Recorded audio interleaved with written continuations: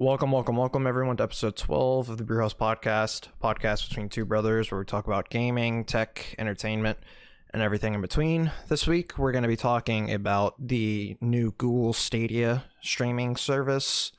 Just kind of, going into it, what it is, what we think about it, what we think is going to happen. Our previous episode last week was our Captain Marvel review, so if you haven't checked that out, go ahead and check that out.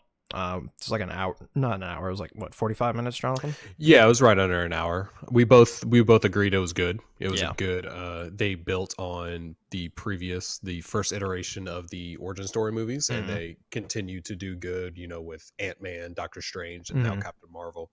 And overall, we were really pleased with how they went with the direction they went with it. Yeah, we thought it was a very good origin movie. It's not going to be anything too crazy. It's mostly setting them up to kind of be introduced into the universe. So what you been playing, man? You've been playing some Bloodborne? Yeah. I finally bit the bullet and played it. It came out in 2015, and it was free on PS Plus, wasn't it? That's what did it. So it's always been lurking in the back of my mind. Now I wanted a challenge because recently I've been getting back into the platinum itch. So they had a bunch of cheap games on sale this past week or so. So I downloaded a bunch of games, got some cheap, easy platinums, and then I finished up. What did I finish up? It was I'm not sure if you list up right here. Oh, so I platinum Spider-Man.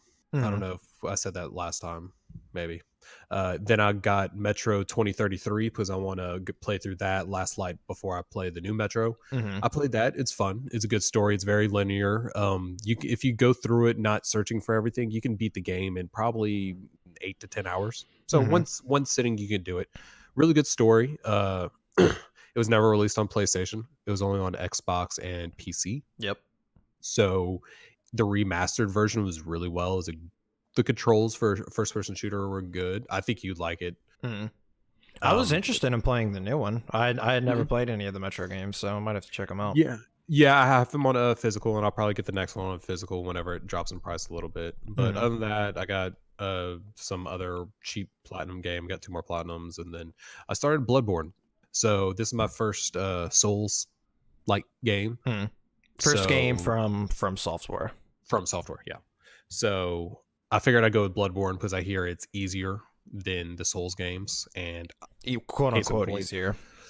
Easier. It's more forgiving. Some people say it's easier. It's easier to pick up. And the main reason is I had it for free. It was a free PlayStation Plus game last year or the year before. Yeah, it wasn't too long ago.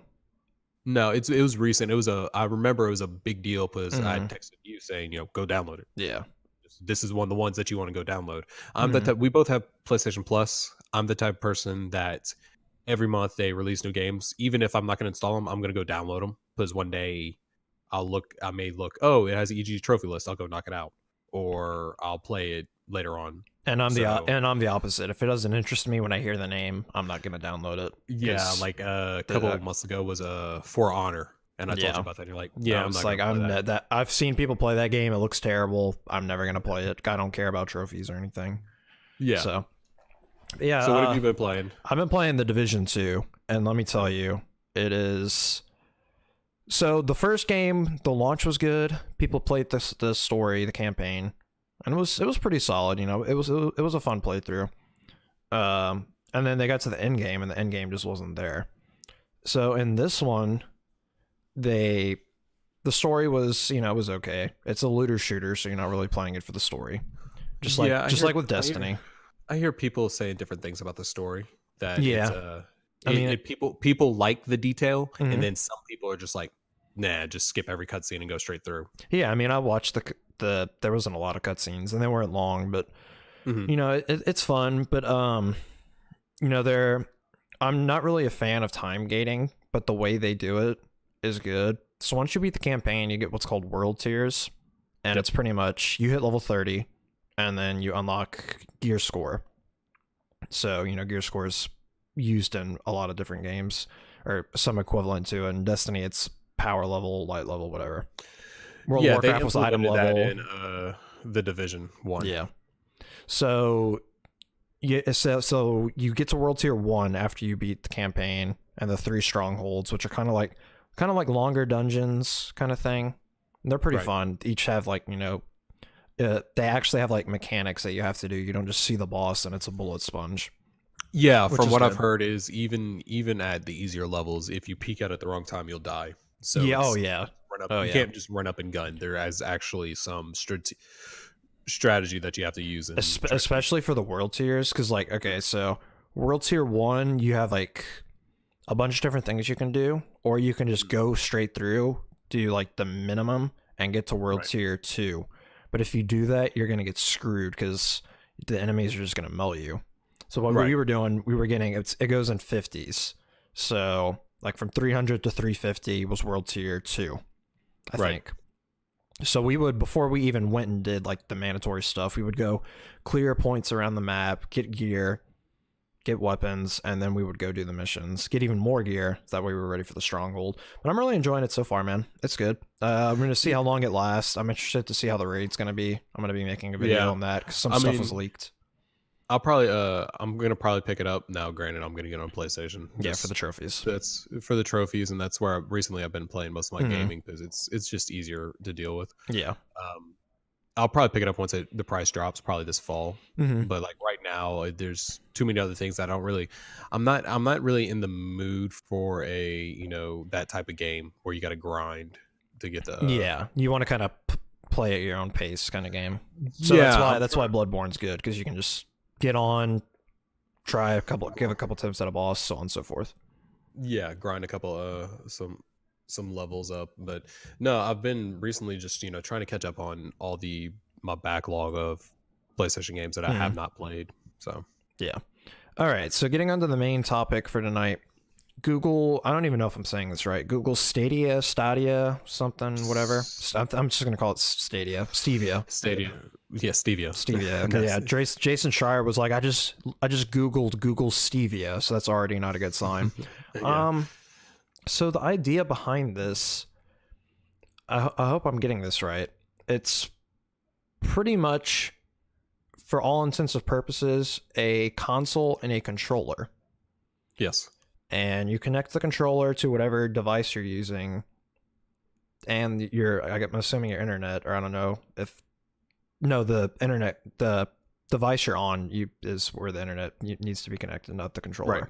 Right. But you can stream, as in like, Netflix streaming, like you stream video from Netflix. You can stream video games on any device, and all the devices will be crossplay enabled. So say you wanted to play Bloodborne on your phone. This is just a hypothetical.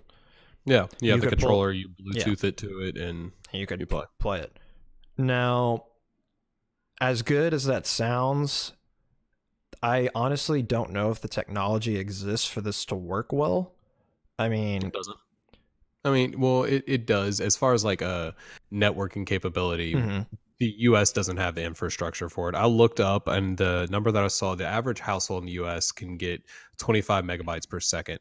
And I saw some people that were trying to use it, and they were struggling trying to just like load the system at 75 megabytes per second. Yeah, because I mean, not only are you having to download the game in real time as you're playing it, so you're constantly downloading it.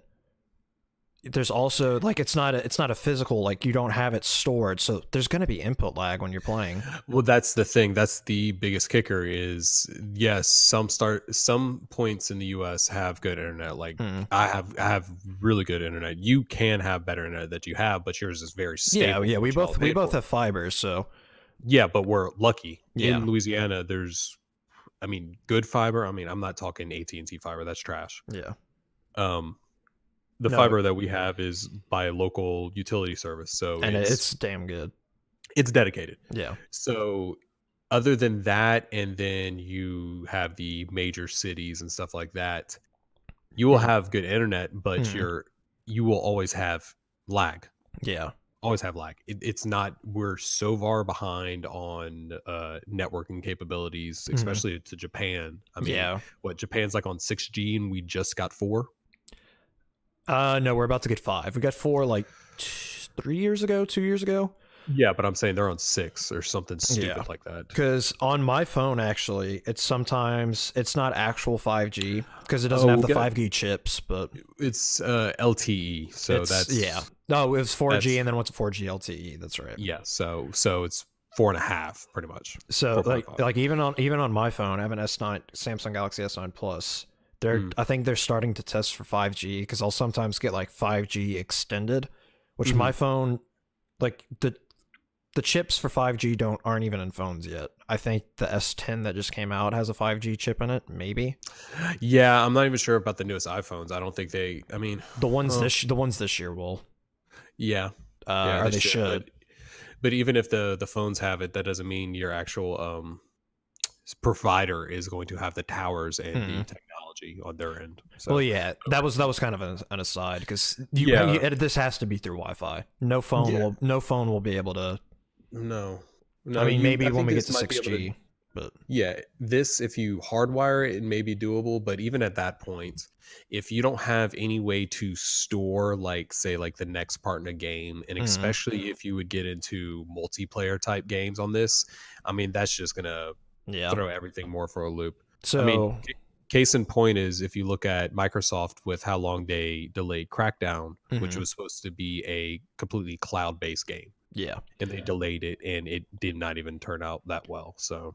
So something you can compare this to, I forget what it was called, but you remember that thing I got to be able to play my PlayStation when I like wasn't on my PlayStation? Was that PlayStation TV? PlayStation TV, yes. That That was broadcasting, so you still use. that's what this is. You're broadcasting the game. So even that, I mean, it was 2 But years ago what are you broadcasting from? from your PlayStation. No, I'm saying the Google device, the Stadia. It's not a device. Yeah, okay. Because you did, in all actuality, you did the PlayStation TV, which was kind of meh. The Yeah. better choice is I've actually done the Vita is a Mhm. better choice for that. Because I remember when I first got it, I had my PlayStation in the living room and I was playing Destiny on my Vita, Destiny Yeah. 1 on my Vita in bed, and it ran great. Yeah. Even though those when you plug in the Vita to the PlayStation 4 pops up and says unrecognizable device. And I'm just like, really, Sony? Yeah. Really? You missed out on a huge opportunity there. It works perfectly fine with the PlayStation 3, but not the 4. So the main requirement is obviously going to get the main requirements. You're going to have to get by Google's controller, which kind of looks like a hybrid. I can't really pull up a picture. It kind of looks like a hybrid between an Xbox and a PS4 controller. It's honestly pretty hideous. It's bad. It's almost as bad as the boomerang controller that PlayStation tried to release. Yeah, it's pretty bad. PlayStation 3. So you're gonna have to have that controller. That's the first thing, and then you're also gonna have to have, as we just discussed, very good internet. Yes. Very good internet. So sorry, Australia. Sorry, Brazil, China, a lot of places. Sorry, Korea. Sorry, half the U.S. About probably more. Central Midwest. Oh US yeah, is not gonna happen. No, that's. I mean, if you're not in a huge city or near a huge city, I mean, all of Alabama, you're screwed.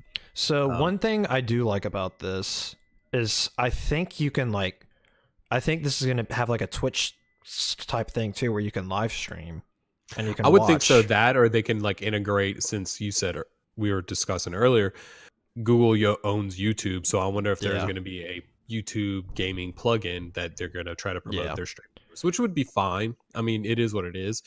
But can't you? Isn't it like any game? You don't have to pay for the game; you can just play it. Yeah, you pay. I think you pay like the monthly. So it's like the Xbox Game Pass, essentially. Kinda, but for that you download the license to your Xbox. So I'm pretty sure you have the game on your Xbox, but if you don't have the Game Pass, you don't have the license to start that game. Right. I'm pretty sure that's how it is. Streaming version of that. Yeah. It's the more direct way. But one thing I do is.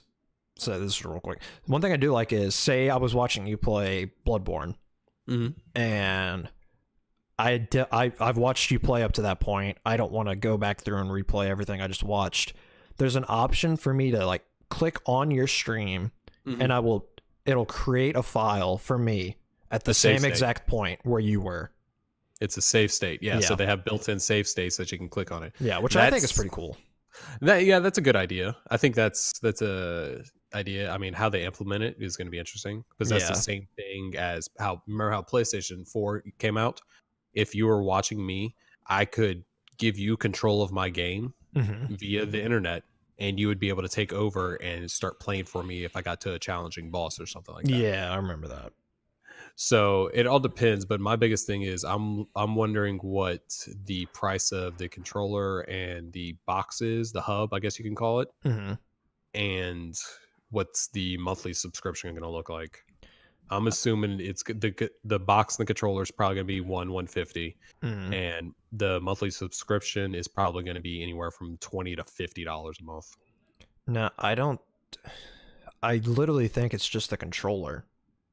Just the controller, and you can hook it up to your computer or TV or iPad or phone or because if we're talking iPad, phone, smart TV, I don't think it's going to go as far. I doubt Sony's going to let this go on their software.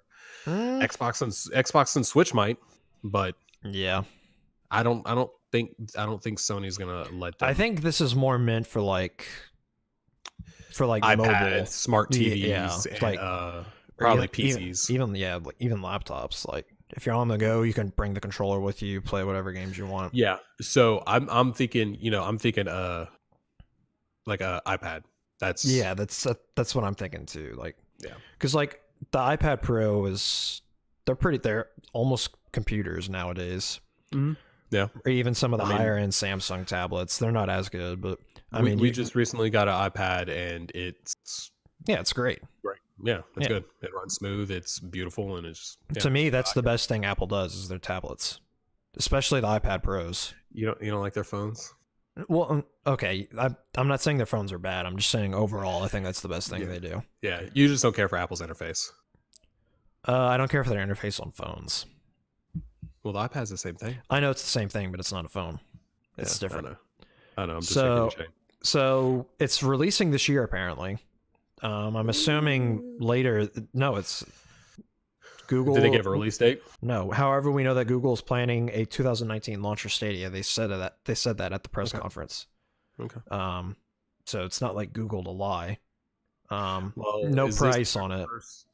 Well, no, I can't say this is their first This is their first gaming software. They have the Google phone, so they have some sort of experience with pushing out hardware.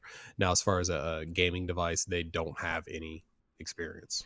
Yeah, and one thing I didn't like, the word teraflop. I don't know what it is.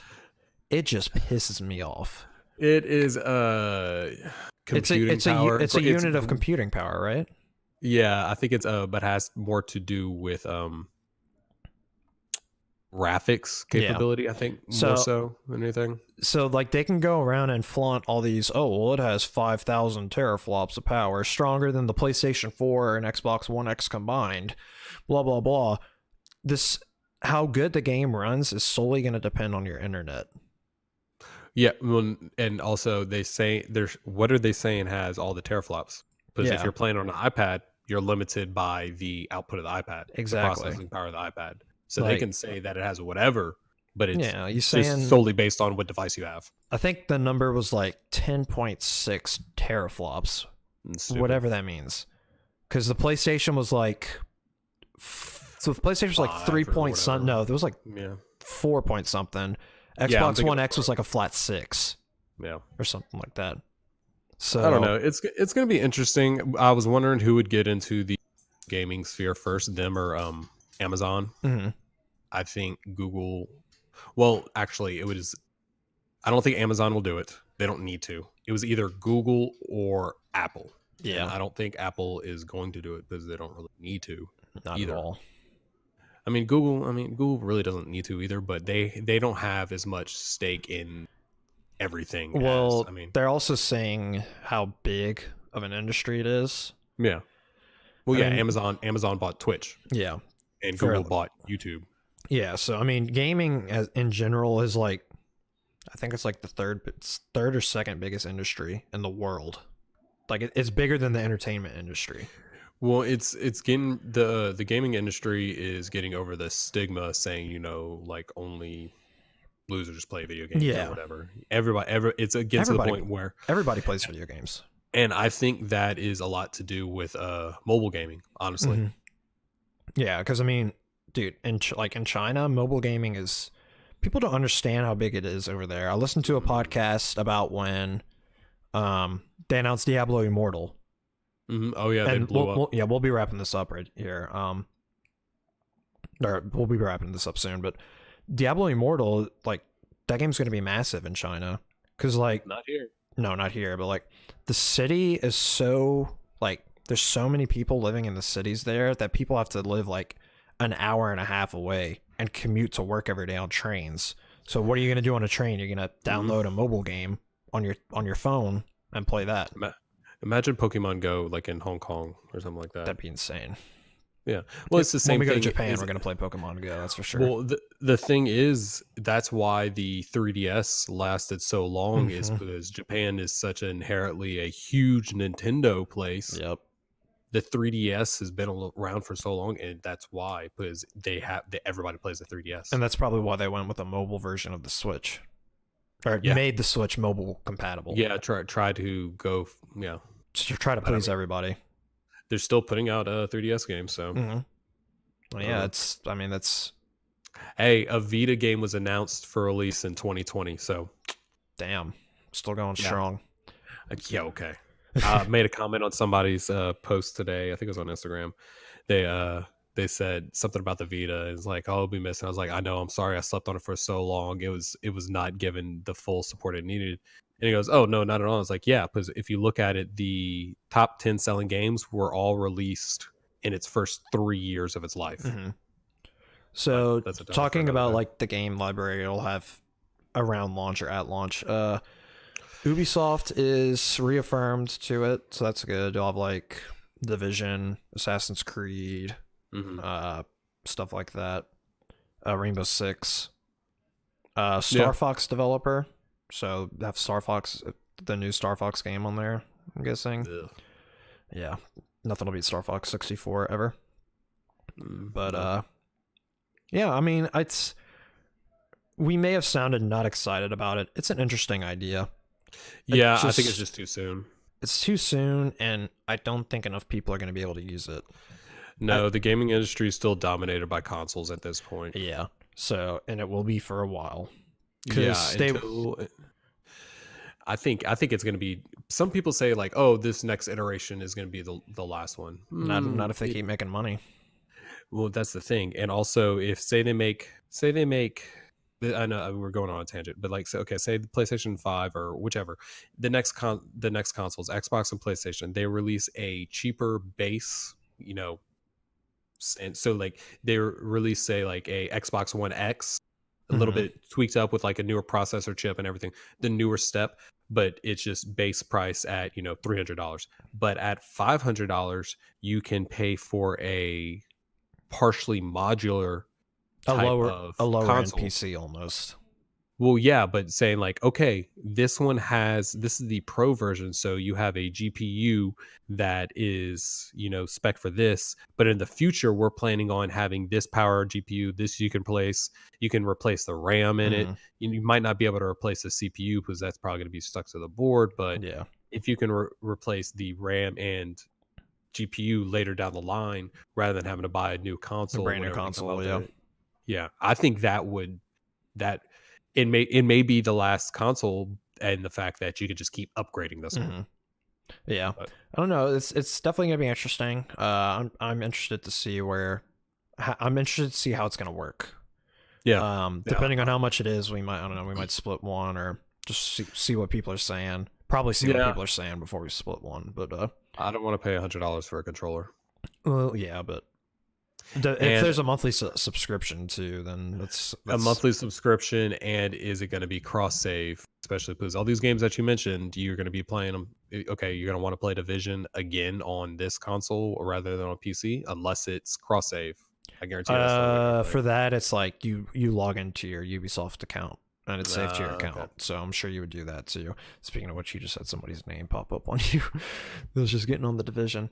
But yeah, Oh. that's pretty much it, guys. This was announced yesterday, right?